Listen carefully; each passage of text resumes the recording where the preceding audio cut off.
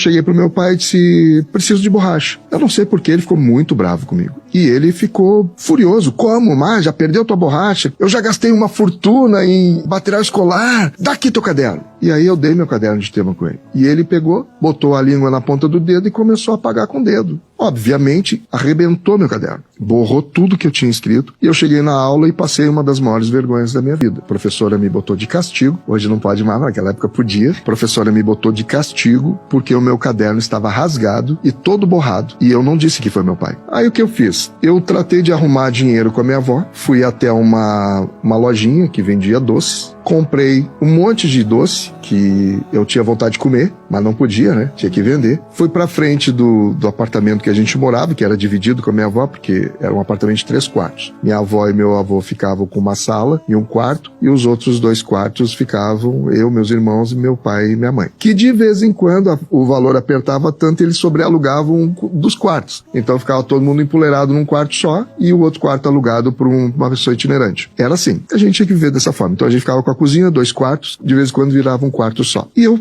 fui pra frente do apartamento, botei uma banca e conforme o pessoal saía do colégio naquele horário, que eu estudava de manhã, então tinha horário da tarde, passava aquele povo lá na frente e ficava na frente do cemitério São João também, então de vez em quando passava gente pra ir no cemitério. Então eu comecei a vender doce ali na frente. Não vendi muito, foi bem complicado, eu nem sabia vender direito, mas o que eu tinha pra fazer é vender doce. Desisti de vender doce porque fiquei no prejuízo, também não tinha dinheiro pra pagar minha avó e devolver o dinheirinho que ela me emprestou, e nesse meio tempo teve uma semana de finados. E aí um colega meu, que ele era de uma família até com boas condições, não era rico, mas ele tinha boas condições, uma família bem estruturada. Do que no caso da sua família.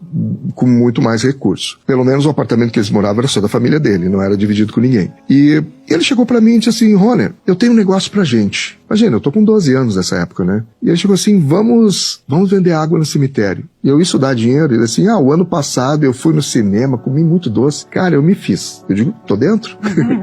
Aí eu cheguei, o que precisa? O que passou na minha cabeça? Vender água no cemitério, mano. Eu pensei, nossa, pegar pessoal... água mineral. O pessoal deve ter sede, né? Afinado, deve dar sede pra caramba.